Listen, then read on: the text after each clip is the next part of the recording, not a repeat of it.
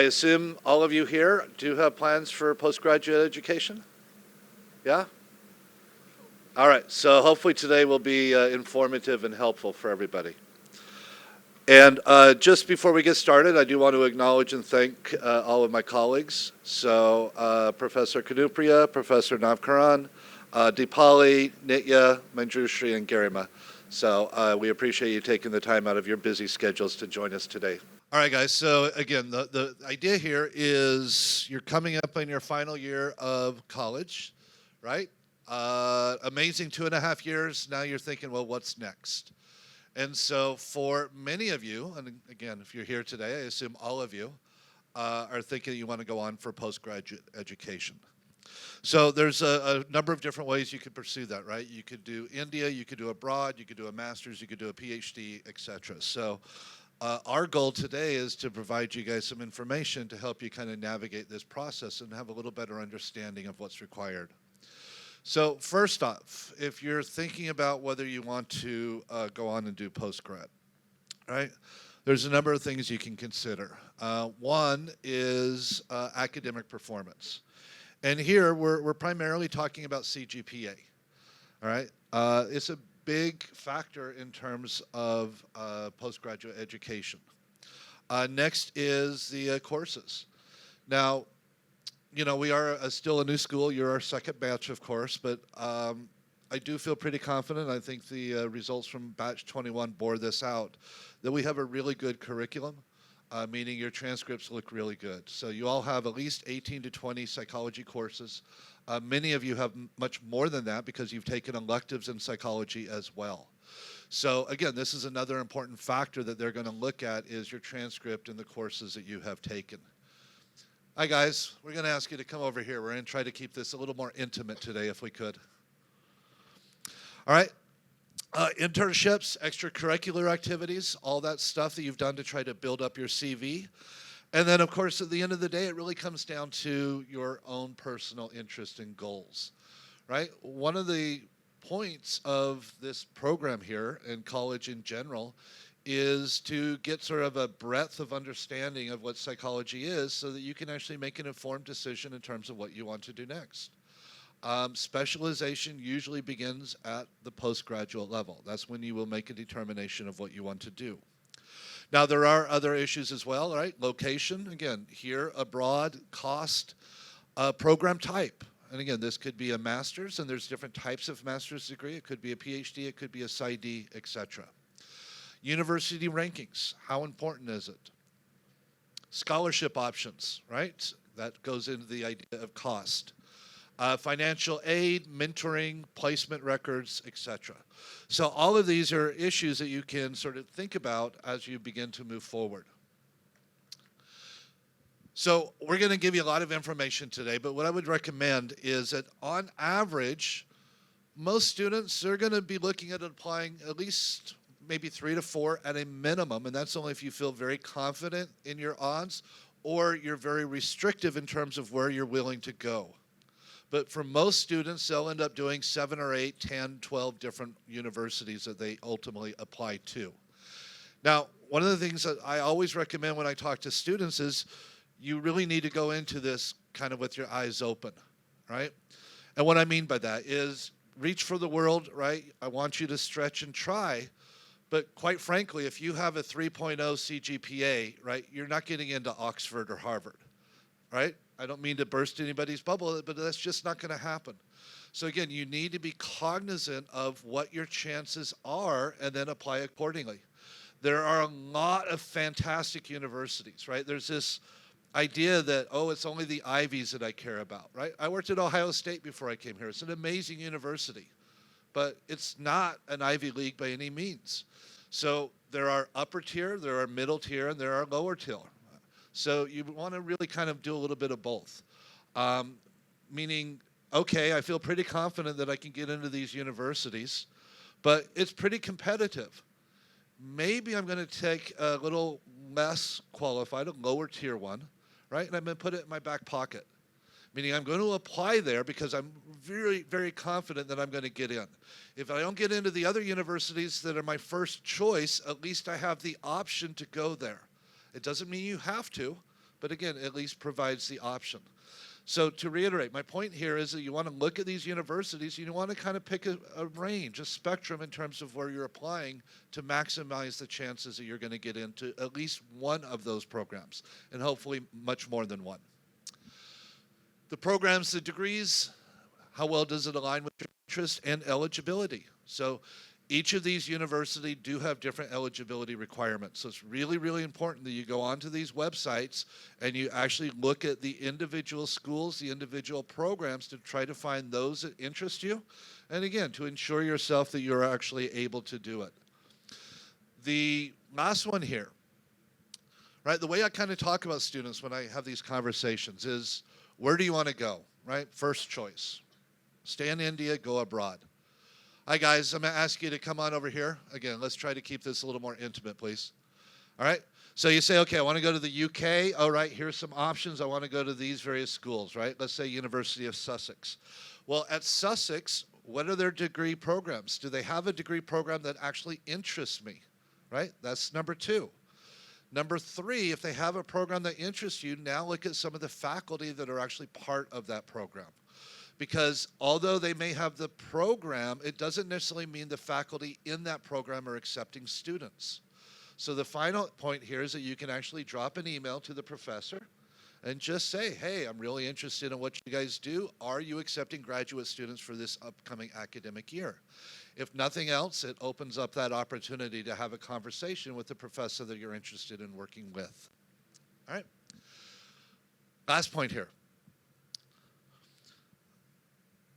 Professors are who you will ultimately work under, but no program operates without staff. Staff are absolutely critical to the operation of any program anywhere. So a lot of what you're going to do is your communication probably will be with the staff of some of these various schools and departments, right? Make sure you are respectful. I mean that seriously. They can make or break you, right? They're the ones that are collating all this information, passing it on, et cetera, et cetera. They understand the minutia of how the program operates. So again, you really want to be sure that you're taking advantage of them and sort of picking their brain and getting all the information that you need. But again, you want to be a little bit respectful and deferential in terms of your engagement with them.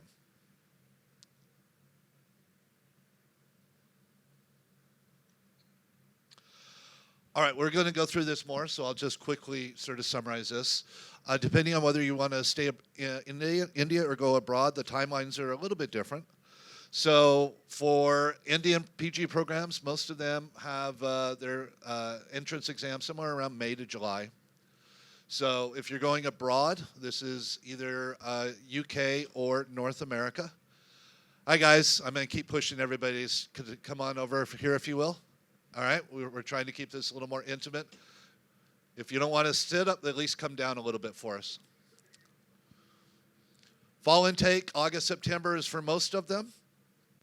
Some do have a spring intake, which could be January or February, but mostly fall is when the majority of these universities are admitting their students. Some of them do have a minor in the summer as well, but again, these are pretty small numbers relative to the fall intake. You should really be working on your applications already. You want to try to get those done as soon as you can, up to at least a few months, maybe 6 months prior to the application deadline. So, for instance, if you want to do the GATE exam, right, that has actually already begun for next fall. So, again, you really want to be thinking about where am I going or what am I doing to ensure that you're able to meet all the deadlines that are going to be set up for you. Now, you'll see that we do have some links and other things in here. We will share the slides with you guys a little bit later. So at that point, you'll be able to click on all these links and check out some of this information directly. All right, so the application procedure, we're going to go through all this today, right? Pick a university. Make sure, again, you understand the deadlines, what's required in terms of eligibility. You need to look at all the tests and make sure that you have met those requirements.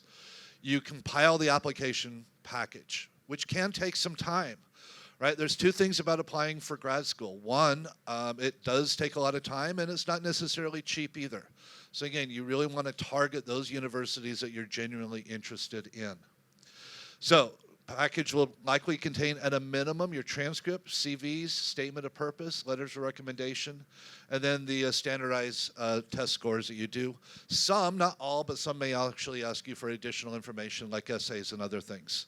Once you get all that done, you submit, and then you've usually got at least a 3, 4, maybe 5-month wait before you hear back on whether you get admitted or not. So the remainder of this workshop today, we're going to talk to you guys first about the national process, and then we'll move into the international, and then we'll come back at the end and talk about, again, some of the parts of the application. Specifically, we're going to focus on the statement of purpose, your CV, and the letters of recommendation. So with that, I'll turn it over to Professor Nitya. So hi everyone, and moving forward, how many of you here present here are really looking forward to applying in universities in India? Okay, that seems like almost 50%, right? So what universities do you have in mind? I'm sure there are many, many universities that offer psychology, a postgraduate degree, but most commonly we limit ourselves to 1 or 2. So, if you can just share. We have Delhi University. Is that what you're thinking? Christ University, I think, is quite very much in demand. And TIS, okay, Tata Institute of Social Sciences. It's very much known for its counseling degree and social work. Anyone else? So what you all have an idea is just 2, 3 universities, right? Maybe Ambedkar University again.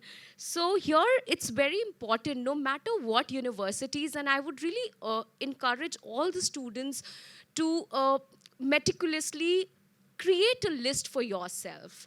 Not limit yourselves to 2 or 3, the topmost. Of course, that's what you should target. But then you should at least have a list of 5 to 6. There are really very good universities all across India. Calcutta University, Pondicherry is not so well known, but then it has some very good courses. And there's Ambedkar University, which is a state university. So just to begin, if you can just kind of list down rather than 1 or 2 to 5 and keep that as your target. And for whatever university, regardless, there are standardized tests that you will have to take in to clear the entrance. So right now, say, at least this is the time when you can start with your preparation. This is October already. So 2 to 5 months, you need to begin, preparing, that you need to start setting up your mind that these universities I want to target, and, the basic preparations. So the first basic preparation, what you can do right now is requesting recommendation letters. So start 6 to 8 months. So this is the right time to begin before deadlines to give your recommendations plenty of time. And it would be ideal if you can reach out to 2 to 3 faculty requesting for recommendation letters. You can approach them, ask them what is their way of preference, how do they write. So like for instance, I want the students to write 50% of their recommendation letter, in the sense, in order to know what they have done, and of course then I add on to it. So every faculty has their own way. So the best time is to initiate right away. And writing a statement of purpose, which is a bit different, and this will be shared further on. So start the first draft at least few months. So I think October is anyway, this is the ideal time. You should start working on your recommendation letter and statement of purpose, because there will be plenty of revisions that would be required. Requesting transcripts, of course, this you can't do right away, but then once you are in that phase, it should be on your mind that you should have your transcripts with you, because last moment you can't be running around and there will be too many students asking for it. So it's better at least 1 or 2 months if you can keep in prior, that you should have these records post your exams, of course, and filling out the application forms. So every university will have a different kind of a date procedure. So keep a track, and that will come when you will have to do your own research about it. Okay? So how do you find the right university? This is one question. I'm sure it, we all confront. So the best would be to look at the national institutional ranking framework. If rank is something you want to keep it as a determinant, then please ensure what are the top 2, 3 postgraduate programs for psychology in India. Is it catering to a more generic course, or is it more specialized? Is it a MSc? Or MA is something you can consider. So please go through the ranking NIRF. It's very, very important. And like I said, a lot of us might not know of certain programs. Like one of the student in my elective, she actually wanted to pursue something in language. So she ended up going to a different university to do a course in linguistics, which is psycholinguistics. And she didn't have an idea that such an MA course exists. So it's a lot about you will have to start doing your research right away. So what are the required documents which you must have? It's your class 10th certificate and transcript, and then also your class 12th, pre-university certificate, and UG degree mark certificate and transcript, and degree certificate or provisional degree certificate. So undergrad degree, you will be getting it from here, and also the provisionals. You can always apply for a provisional if you don't have the final one. And study certificate is, only applicable. I mean, usually what they ask for are your 10th, 12th, and your UG certificate. Internships you can attach. Even if they don't ask for, it's okay. Like, you can always attach more documents, I mean, there's no harm in that. Transfer certificate, I think the admin here will take care of it. Migration certificate, so you should have these things handy, and very importantly, your Aadhaar card, an authentic copy of that. So make sure out of these 9 documents, you have, apart from the study certificate, you have everything in place. Because you never know, many students, we do need migration certificate if we are migrating to a different university. So rather than postponing it, these things should be very much on your mind. So what are the eligibility requirements? Eligibility criteria for PG program can vary from college to college. So for Ambedkar University, it's 45%. The eligibility. I know for most of the other universities, it is 55% and above. So candidates first, they must have obtained a bachelor's degree in relevant field. I mean, for you, I'm assuming it would be psychology or an allied field from a recognized UGC institute, which you all have. And the second, the basic eligibility is 55%. At other universities, it's either lesser, but definitely not more than this. So now coming on to the entrance exam. So individual schools have their own entrance exam. But now the latest revision, I'm sure you all know of it, is something called Common University Entrance Test, CUET. You must have heard about it. And it is something which will include your language comprehension, verbal ability, mathematical, quantitative, analytical skills, general awareness, and the subject knowledge of psychology here. So, while I was reading, there were 75 questions which were very subject specific. I think, this is something for 300 marks. And you can download the last year question papers and start practicing these basics. But not all the universities kind of, adhere to CUET. Many have their own entrances. And we are already in October, so please start kind of, shortlisting the universities. So if you look at the different entrances, here are just some, but I would still encourage if you can go and find out more. CUET is post-graduation. There is a CUET for UG also, so please don't get confused. It will start in May to July. So this is the tentative timeline. DUET is already included in CUET, so don't get confused. They are one and the same thing now. TISNET is another exam which happens in December, which is just like 2 months away. So please ensure if you're interested in, Tata Institute, then you should start with your research. Then GATE psychology exams score is valid for 3 years. So August and September is something you can target if you want to apply for GATE. Then Jamia Millia Islamia is a very renowned university with the post-graduation in psychology, March and April. NFSU, a lot of your seniors are there. It's also April to May when the exams will be conducted. Manipal Academy is also very well known, especially for humanities. If somebody is interested in the larger framework of humanities, it's something you can apply in November and December. Please be mindful. So this is the time. Please, we cannot waste any more time. Indian Institute of Psychology and Research, IIPR, is July and August. I think this is in Bangalore, very good institute. And Jindal also offers, which is a PMAT, Master's Admissions, which is January to July. So financial aid, we will be sharing the PPT with you. If you are looking for financial aid, you can look at these two portals and see if there will be any aid provided to you based on the merit. Most of them are merit-based. So definitely you can apply. And the best would be to check universities' websites.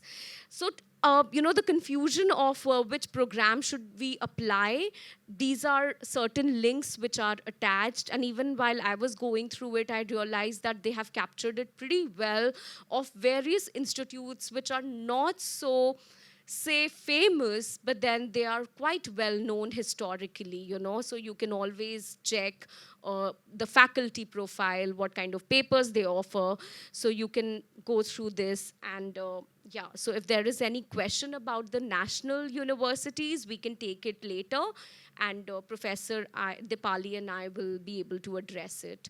So yes, and now I would like to call upon Professor Manjushri to talk about international postgraduate program. Good afternoon. I'm going to talk about international postgraduate programs.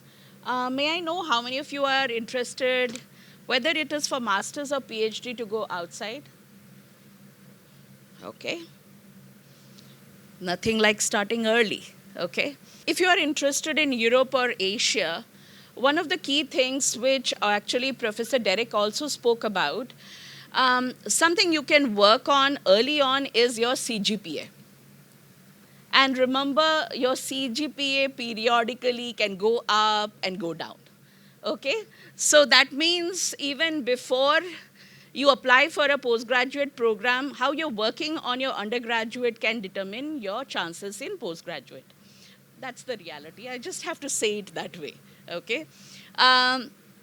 So CGPA matters quite a lot. And if you see, it's not like students with not a lower CGPA still can get through, but you have to depend on what university you're applying. Now, like if you want to go to the Ivy Leagues, you have to have a very good CGPA, okay? And if you have a good CGPA, it also increases your chances of options. Okay, is it better? Okay, yeah. So CGPA of minimum of 3/4 or 6/8 is actually needed for international programs. But again, I will reiterate is that a good CGPA offers you more opportunities to apply to different schools. Similarly, like your grade transcripts, they have to be. So please note that when you are applying for master's programs, do not send a screenshot of your grade transcripts. A complete no. It's a formal transcript which is sent by your university, not by you. Okay? So some of these you have to keep in mind. The next one is the English proficiency or test, that is IELT or TOEFL, and I'm also going to include the GRE. So all of these preparations go much ahead. Like say, for example, somebody they're not happy with their GRE score or TOEFL or IELTS scores, then they need to have time in order to actually reapply for those scores. So plan ahead, have these tests ready. For different countries, different scores are preferred. TOEFL is preferred for some countries versus IELTS is preferred for others. Like UK will prefer this. IELTS, TOEFL is preferred in US universities. So in addition, you need to have a proof of finance, a very important criteria as well. That means you have to show that you can fund your education provided you do not get a scholarship. And usually in master's program, you will not get a scholarship. In PhD, there will be opportunities for funding. A key criteria is also your CV, how good your CV looks, and is it has credibility in terms of your practical experiences. Of course, your transcript shows your theoretical knowledge. Your CV will show how much you have utilized your time. Okay. Statement of purpose, and this is something that I would like to say, that a statement of purpose is your unique story. So it cannot be a very generic statement of purpose like, I love psychology. I know. Everybody loves psychology. That's why you are in psychology undergraduate program. But what story does it tell about you, and how different are you from the other candidate who is applying? And secondly, why should a university invest in you? That's what you write in your statement of purpose, your credibility. It cannot be a carbon copy of your CV. It has to tell a unique story of your work, smartly written, telling your story and why you want to be a part of the program. Letter of recommendation, this again, something like GRE and TOEFL, you have to work ahead. That means if you have worked with a particular professor in their research project, or like say, for example, you did community outreach, you need to be in touch and get your letter of recommendation well done in advance. And oftentimes you will see that letter of recommendations are blind. So that means the university that you have applied to will send a link to your professor to upload. And usually blinded LORs hold more value than your open or generic ones. So always request for a letter of recommendations way in advance. I hope these informations are clear. Same will also be for your PhD program, just that the score can be higher. Like for IELTS, minimum score is 7, TOEFL score is 100. In addition to all the above that is needed for your PG program or master's program, you need a research proposal as well. And also be prepared for an interview. If it happens online, then it can happen in odd hours of the day, and you are well versed with interviews. When it happens in odd hours of the day, it can be like, in the night as well. Like, for example, my interview happened for my PhD program at 2:30 a.m. Okay, so and it would be with a panel. So you need to be prepared not only with the research proposal, but if you get selected and you are interviewed, so you should be ready with certain questions that you have gone through, you have rehearsed, but when you are doing the interview, shouldn't sound like a robot. So a lot more work needs to be done. Okay. So a little more about the IELTS. So the conducting body is IDP and British Council. The test medium will be both online and offline. For TOEFL, it is ETS, both offline and online. One of the key things is that TOEFL and IELTS scores are good for 2 years. And a GRE score is good for 5 years. Okay. The test duration is 2 hours, 45 minutes for IELTS, and for TOEFL it is 4 hours. Sections that are there is reading, writing, listening, and speaking, and for TOEFL it is reading, writing, listening, and speaking. There is no breaks in IELTS, while there would be a 10-minute break between the TOEFL listening and speaking. Your score range for IELTS can be 0 to 9, and your TOEFL score range can be 0 to 120. Minimum score required by your university is 6.3 for IELTS, and for TOEFL it is 90.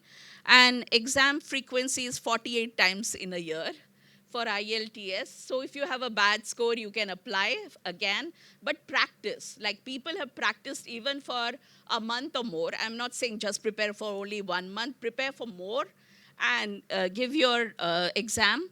And for TOEFL, it is over 50 times in a year. Scorecard delivery happens between 11 to 13 days in IELTS, and for TOEFL 4 to 8 days. And fees are 15,500 for IELTS and a similar one for TOEFL as well. Okay, is that helpful? Now, for North America tests and other requirements for masters and PhD, similar requirements like we have discussed about your CGPA, which is your work in the past 3 years if you are in a 3-year bachelor's program, and if you are in a 4-year degree program, so it is your 4 years cumulative, what is your CGPA. So your English proficiency test, again, you have to give your IELTS and TOEFL, and the scores have to be above 6.5 for IELTS and TOEFL above 90. Proof of finance, CV, statement of purpose, letter of recommendation, and definitely a GRE score. Okay, and GRE scores, the scores have changed from earlier it was 1600, now it is 340 is the highest score that is. And you would have mathematical, verbal, and analytical reasoning. So for practicing GRE, you should do that way in advance. And you should also time yourself. Remember, in a TOEFL, even in GRE and in IELTS, please time yourself along with actually working on the content. Both are very important. So, like I said, the GRE consists of 6 sections: analytical writing, verbal reasoning, quantitative reasoning, unscored research, verbal or quantitative reasoning. And these are the standardized tests that is required to study abroad. GMAT is needed for more business. But some of the GMAT scores are accepted in other schools as well. GRE, SAT score, TOEFL, IELTS, some schools accept PTE as well. So you have to actually check the universities you're applying. More likely, if you're applying for a psychology course, you would be you needing to do GRE in North America, and you will have to give a TOEFL score. Okay? Now I will request Professor Navkiran to come and take the stage. Just continuing to what we already discussed, I think a lot has been covered. Programs in India, programs in UK, and programs in US, right? So this is JGU Masters Progression Program, and we have a collaboration with University of Kent, and they offer 10% tuition fee off to the Jindal students, those who want to do 1-year masters with University of Kent. So you may look out and check out this portal, and you will get some very interesting programs. I was going through that through the link, and somebody was sharing in the morning that they want to pursue their masters in behavioral psychology. So you might get a program there, because I did check their portal, and there is a program on behavioral economics which they offer. So that is one. Okay. And we have some mentorship programs. So these mentorship programs are, you can go through them. There is one which is offered by Monk Prayogshala, another one which is offered by Project DU Access. I was going through the link, and I realized that these organizations are providing mentorship to the students who wish to apply for PhD abroad, and what to do, how to apply, which is your best program. So you may check out there. They are very useful, and they will help you to guide, and they will help you provide that kind of mentorship. And they are specializing in higher education, so please go through these portals. So now I am basically going to talk about statement of purpose, which is SOP. And I know all of you are so well versed with writing essays, right? You have written so many. You have written so many personal reflections, and you are quite like, I think you can ace it now, right? So, but I think with SOP, it's a different ball game. I'll tell you why, because this is a very important requirement for you to qualify to a graduate or to a master's or a PhD program. All right. So now, how to really write a good SOP? Because if in case a university is suppose getting 1,000 SOPs for a program in which they have a seat of say 30 or 40, it's a huge task for the admissions team to shortlist the applicants based on how are they writing their SOP, which is statement of purpose. So it is not like any other essay. It is a very serious and a very important and a crucial document which you must submit for your admission. So SOP is an essay which states the purpose of applying for a particular program in a particular university. So if you are planning to apply for say 7 or 8 places, your SOP should be different for each place. Depending on their requirement, depending on the program you are applying, you cannot submit same SOP to all the places. You have to customize it. You have to basically tailor it based on the requirement of the university. All right? Then SOP will reflect you as a person and help you stand out from other candidates. So how do you write? There are various methods of writing SOP. I am honored to be applying to a master's program in University of King. That is one way to do that. But probably there are 800 students also writing in the same manner. You have to stand out, right? So I was going through, sorry, I'm not feeling very well, so pardon my throat. I was just going through this very interesting link, and it says that first you write stories and you don't write statements in SOP. So it's very good that you write a story, okay? You basically, and a story is not like you are writing a conversation. You write a story in a way how you talk to your dean or how you talk to a professor in a formal way. But do it in a storytelling way because that always stands out. Okay, the second way to write an effective SOP is quantify those stories. If you're writing a story, then quantify it. If you say that, suppose, I have been volunteering for outreach committee. So you say that I have volunteered for outreach committee for 15 months. So quantify that, all right? Because if you give evidence, it has a lot of impact.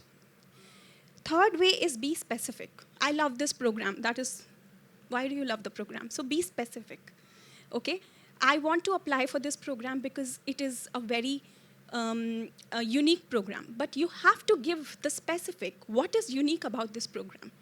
All right, then fourth is customize your essay. Customize your essay in a way, a student coming from Global South, a student coming from India. What are your culture? What is your aspirations? What are your, you as a person? So customize it based on you. Because every individual is, of course, unique. But you are also coming with a lot of culture uniqueness. You're coming with different experiences. So highlight that as a part of your SOP.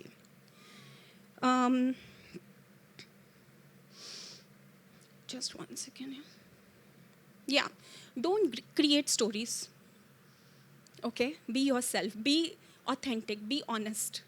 Because it's very easy. When you read an SOP, you can make out whether the student has created a story from ChatGPT or AI tool, or whether the student is really telling a true story, okay? So please be very authentic in your SOP. So if in case you're planning to apply for your master's, start writing your SOP now if you haven't started from today, okay? Because it will take a lot of time to come up with a good SOP. Address your problems. If in case you have got less marks in one of the semesters, right? It is possible with any student. Now you have to address it. You have to tell the reason. You can talk about your problem. You can say that there was a health issue or there was some or the other form of emotional problems that you were undergoing, because of which one semester was not very good or great in terms of your CGPA. That really stands out. That helps the admission team in realizing that this student is capable and self-aware about their own inadequacies as well. So do it in a very strategic way, but also in a very authentic way. All right, and do your homework. So very important, you understand the program, you see the professors who are in those programs, and also the kind of labs they have, or facilities or infrastructure they have, and something that really stood out for you. And you write that and reflect in your SOP that I really wish to be mentored by this professor because their area of specialization is this, or I really want to work in this university because they have a very equipped psychology lab or neuropsychology lab. So please do your homework while you're writing your SOP. So these are some of the ways in which you can write effective SOP, but this is very, very important. Like, first of all, SOP should be 800 to 1,000 words. Very challenging to write everything in 800 to 1,000 words, okay? And it involves personal statement, reason for applying for this specific PG program, your academic performance, job and volunteer history, internships and assistantships, notable accomplishments, and desired skill. Don't leave your desired skills. Don't give a lot of importance if in case you know other languages, okay? If you have done some course, okay? If you have, I don't know, so many of you are talented with different, art and skills. So you must write them. Just, just bring out why this graduate school should select you. Okay, reflect on it. And then also edit it, proofread it. You can also request your professors to review it for you. But again, my request is if you are applying for, say, 5 or 6 colleges, customize your SOP for each college. You cannot write one SOP and send it to all the colleges. All right? I think this is saying the same thing, but as I said, SOP should be tailored for each university. Before beginning, familiarize yourself with university program details, curriculum. Be aware of faculty, internship opportunities, student facilities, society, traditions. In other words, what set the university apart from others? Okay? And take the time to be sure your writing is appropriate and error-free. Reflect your best efforts. These are some of the portals you can visit. And they have really good resources and some sample SOPs as well, which is uploaded. You can look at them. And I would like to request Professor Kanupriya too. We talk about representing yourselves through a 2-pager document, which is called as your CV. Now, a lot of people usually get confused what CV is and what resume is. Okay, I'm sorry to refer to CV as a 2-pager document. However, it's the resume. Pardon me, please. So, writing your CV. Why do we need to write a CV, or why do we even need that document in the first place? We need to understand that whoever or wherever we are applying for admissions, these people do not know either of us. We are absolute strangers to each other. You don't know them, they don't know you. You're just a name to them. So how would any other person know the worth that you hold and the kind of contribution that you would make once you become part of that fraternity, right? So only achievements or awards or accolades that you have won, or the kind of work that you have put in your career so far, will help them acknowledge the kind of effort that you have been putting in your life, right? CV or a resume is that document that can help you communicate to the university where you're applying for admissions what all you have done so far, whether it is your education, your experience, your achievements, your participation, volunteering, anything and everything, including your skills and your extracurricular achievements, right? Now, CV is usually a detailed description of all the pointers that you have listed in a two-pager document, which is your resume. Usually, all the details of each and every aspect that you have listed in your resume are expected in your CV. Now, what are all these details? Some of these details would include primarily your education, what all you have done so far. Hmm? Then, whether you have been in any research project, any internships you have done, what kind of work experience do you hold, at what capacity have you worked previously, with which organizations have you had your experience, at what position, for how long. Then if you're talking about your education, then where exactly, which degree, how long was that degree, how long did you take to complete that degree, most important. Then your CGPA, if there was anything beyond the specified curriculum that you had done during the coursework, all of those details need to be specified very, very quantitatively. So, for instance, if you have worked in a organization as part of a 4-member group, right? Let's assume if it is a mental health awareness kind of a project offered as an internship opportunity to you. So you specify that you were a part of a 4 people team where you were holding so and so responsibility for so and so days or months, and these were your deliverables. At the end of the internship, this is what you delivered.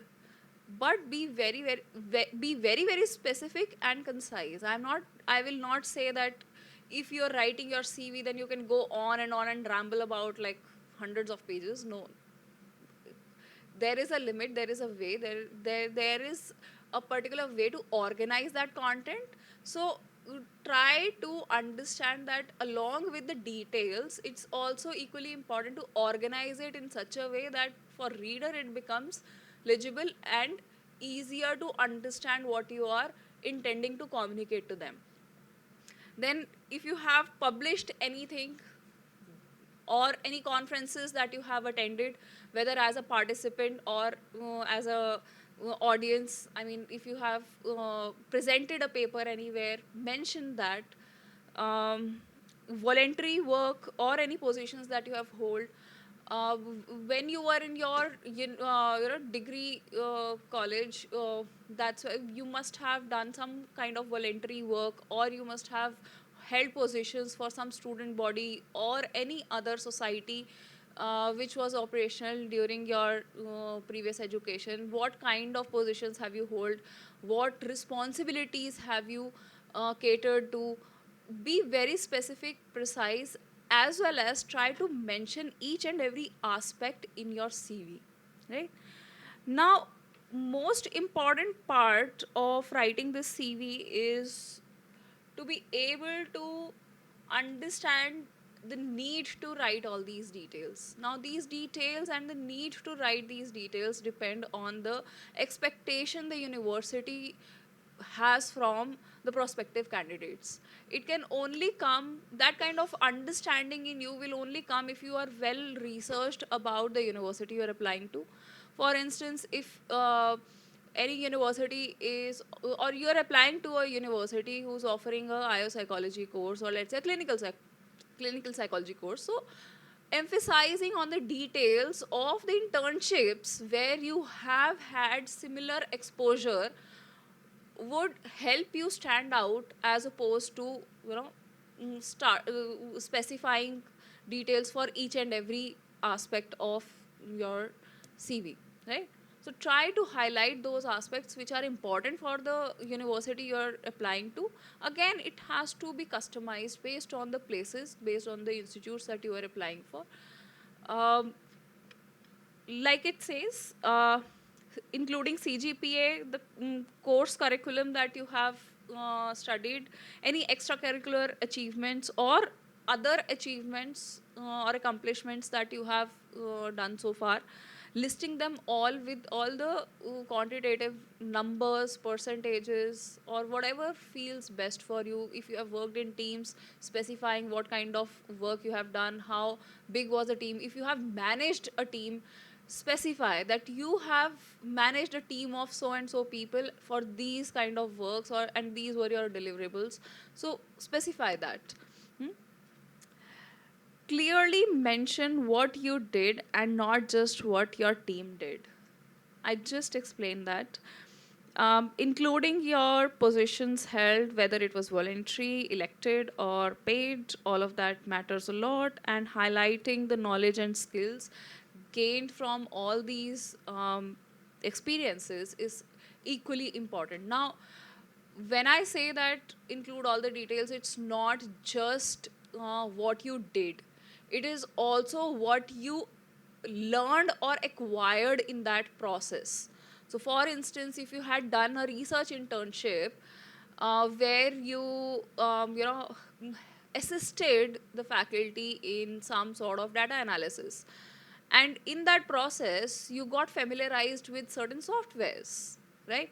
Mention that you are familiar, or specify the level of familiarity as well, whether you are at intermediate level or you are just a beginner or you are well versed with using a particular software. Specify that as well. So these kind of skills and specificity mentioned in your CV in that document will help the person who's reading your CV understand your present state better. So they will know who they are talking to, right? When they interview you or when they call you for admissions, they will know what you already have.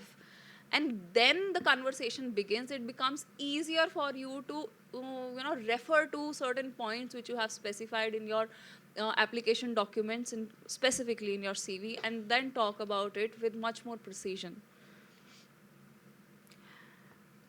Now, understanding how to communicate in a CV is equally important.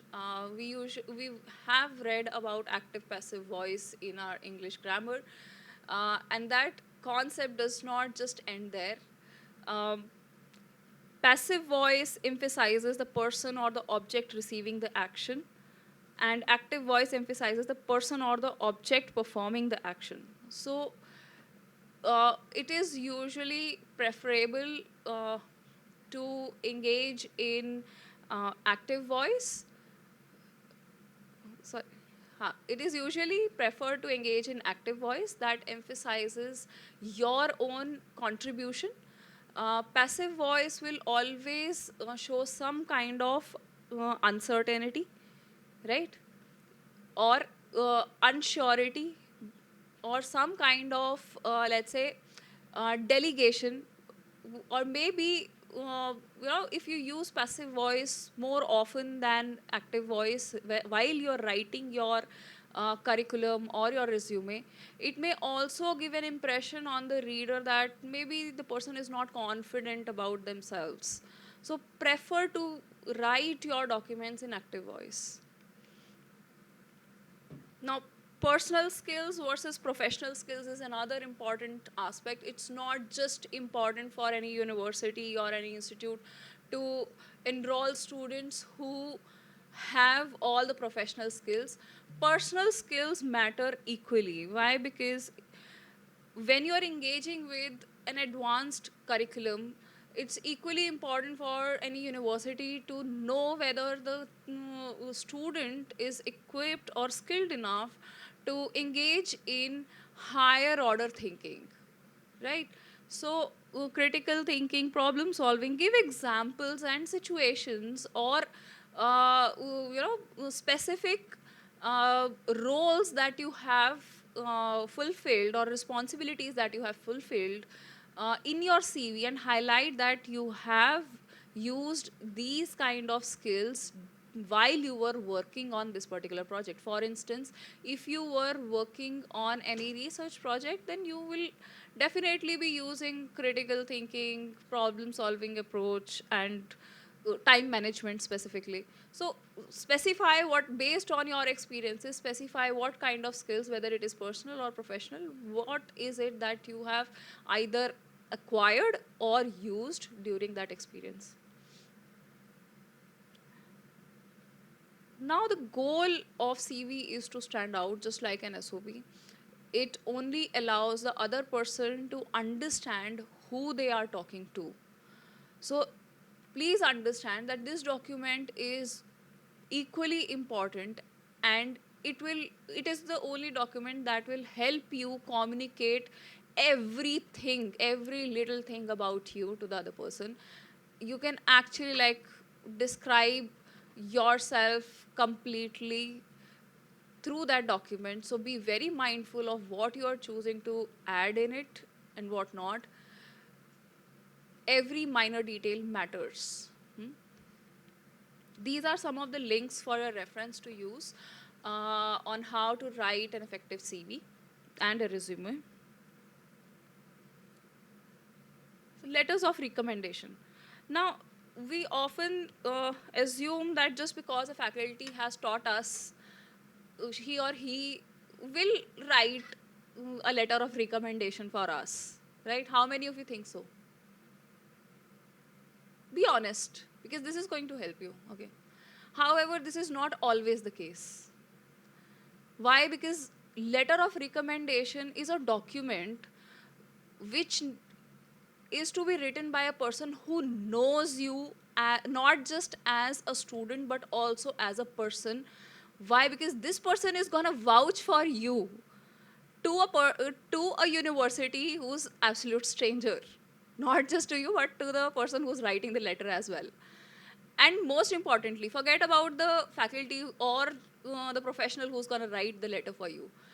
Even if you think it from your perspective, finding a person who knows you better and can actually write something which helps you stand out in the whole crowd of applicants is most important.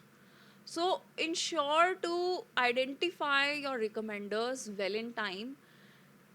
These are the people who you have worked very closely with, right? So let's assume if you have been working in a student-led society, so whoever your faculty advisor is the person who you have worked with very closely for a good period of time. She is the person who would know you in and out, right? Try to approach that person for writing letters of recommendation, and not somebody who just knows you superficially or just at the face value. Because not every time when we are in class we get a chance to interact with the faculty at such mm, levels, right? And it's also very difficult for everybody to know you, who you are, how can you, well, can you manage everything and things like that. This is the place, this is a document which will enable the other person to understand that whatever she has written in all rest of the application actually holds true, because there are other people who are vouching for her skills, who are vouching for her let's say knowledge or experience or so and so things. So please understand the need to mindfully select a recommender rather than just going by hit and trial method कि जो भी select, जो भी faculty हाँ करेगी, I'll just ask her. That is a very tricky way, because you may compromise on the quality of recommendation that you receive. So we have already spoken about letters of recommendation being submitted as blinded documents, and there are universities who accept a letter of recommendation directly from the student. So it depends on the university where you're applying to. Follow the procedure well, and knowing who you are asking to write a letter of recommendation well in advance helps you manage the entire process better. Uh, make sure that you write to your professors well in advance and give them some time to write the letter rather than rushing them into it, because that's only going to compromise your application, right? Professor Dipali to continue. I hope all of this information, there is so much information that you got from, all the professors today. I hope this works out and it helps you, apply for your PG. So, you've decided India or abroad, you've decided the program, you've submitted your application. What do we do after that, right? I think one very important thing that you want to do is ensure you've received a confirmation email, right? Whichever university you'll apply to, you will have a receipt from them or a confirmation email that your application has been submitted, or if there are any errors, missing documents or anything, you want to address that. So if there is, if they have not received, and the other thing that would happen, like Professor Manjushri was saying, there are lots of universities who will directly be in touch with your professors for the LORs. So you want to, ensure that the professor has been able to send it, because you will receive a confirmation that your LOR has been submitted. So, keep a track of that. So you want to ensure that your application is complete and there is nothing missing, because otherwise your application will not even be processed.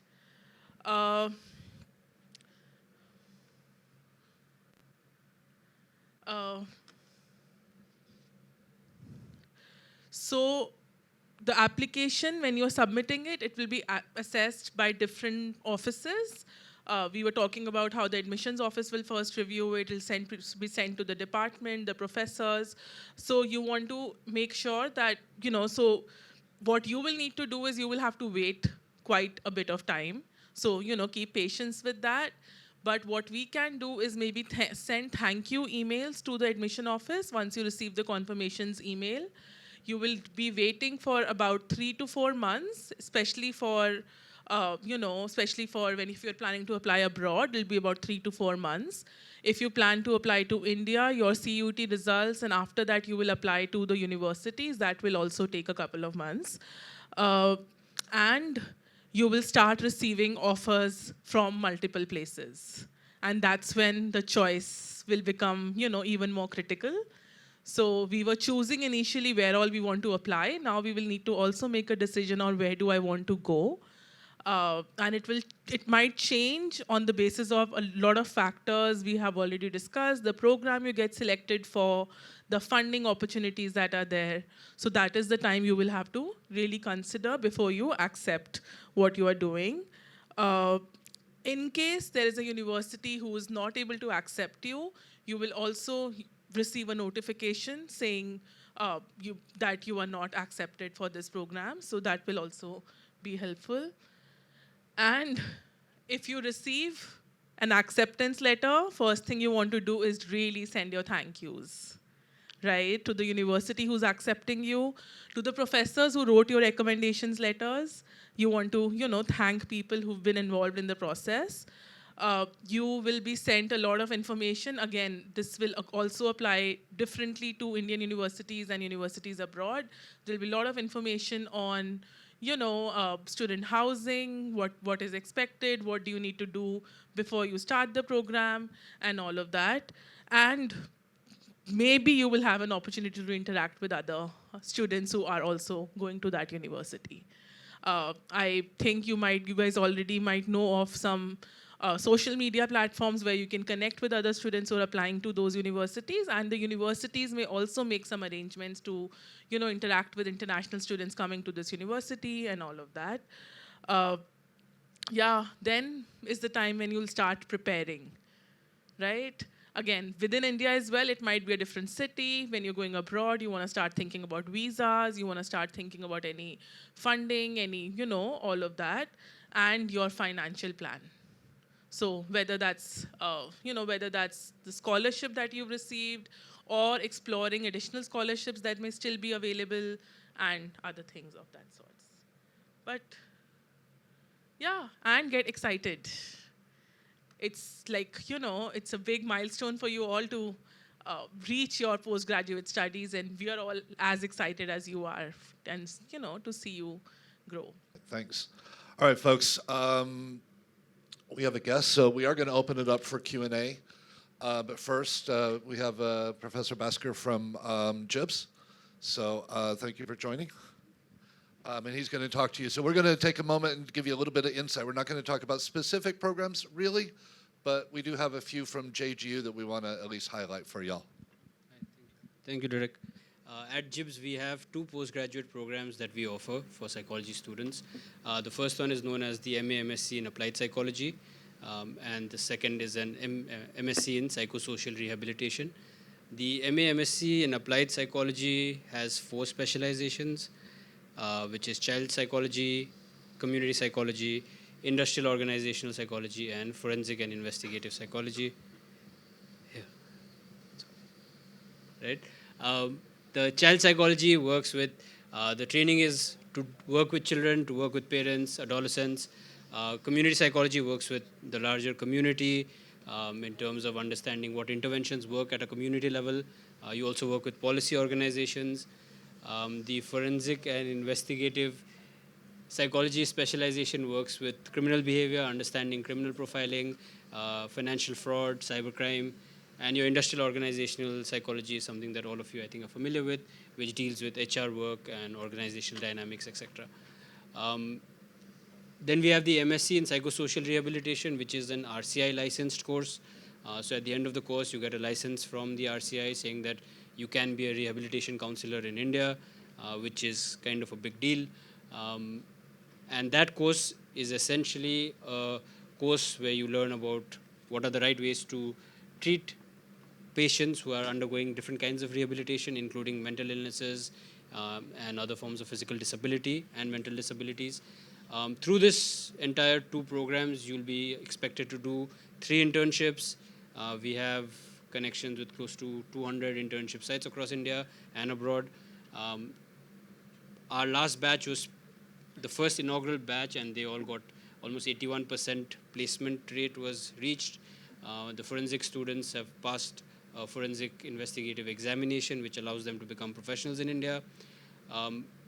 And for the MA-MSc Applied Psychology course, it also offers a dual degree pathway where you do a year in JGU, and the second year you go abroad. And at the end of the 2 years, you get 2 degrees, a 2-year applied psychology degree from JGU and a 1-year degree from a university abroad. There are 7 such links that we already have. There are 6 in the UK and 1 in Australia.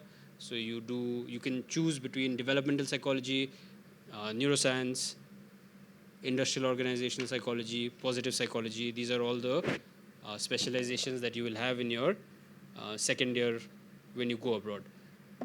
Apart from that, you're expected to do dissertations, you're expected to do internships, like I said, and your program is spread over 4 semesters.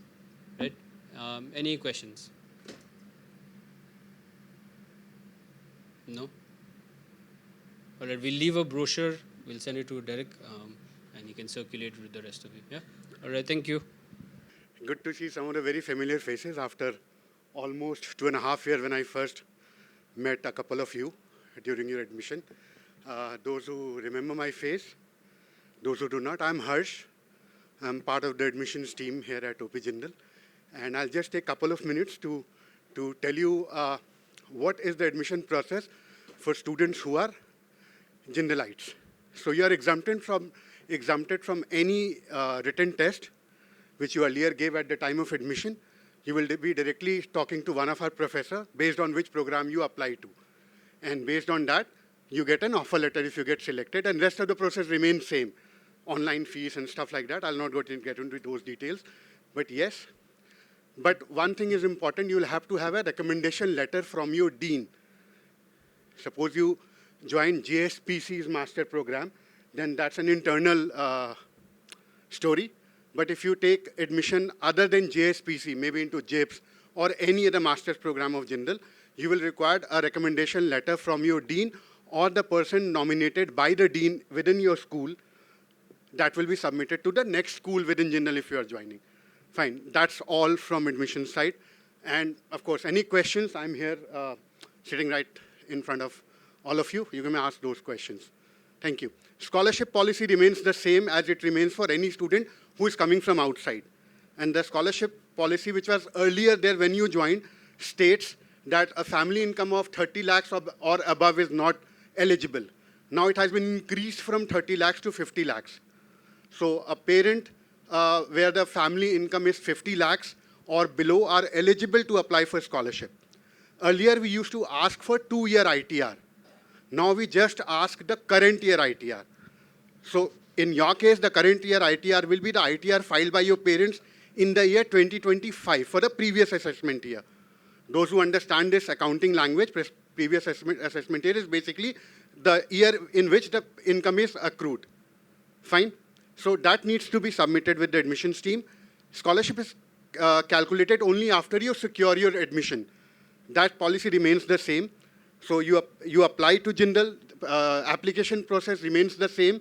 You will have to go on a website, apply to the program you want to apply to, and that after that, one of the admission team person will get in touch with you and will schedule your interaction with one of the faculty, as I said, in the program you have applied to, followed by the selection letter and so on. Once you complete the admission process, another application form will come to you, which is the scholarship application form. And then we'll ask for that 1-year current year ITR. ITR plays a role. Your score in your graduation plays an important role, and the score awarded to you during the interaction. So these 2-3 parameters plays a role. Fine?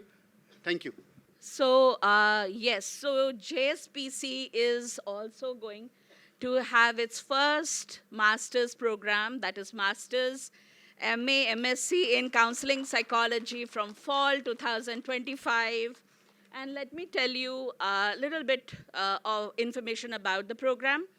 Particularly, it will be a 2-year program. As you can see, it's a dream and also it's a requirement of particularly professionals in this area. That's why we have a program that is based on scientist practitioner model, and I'll tell you why it is a scientist practitioner model, because not only it will train you on evidence-based therapy models, but also will provide you with clinical experience in multiple settings, particularly whether it is school-based setting, community-based setting, individual, even teletherapy.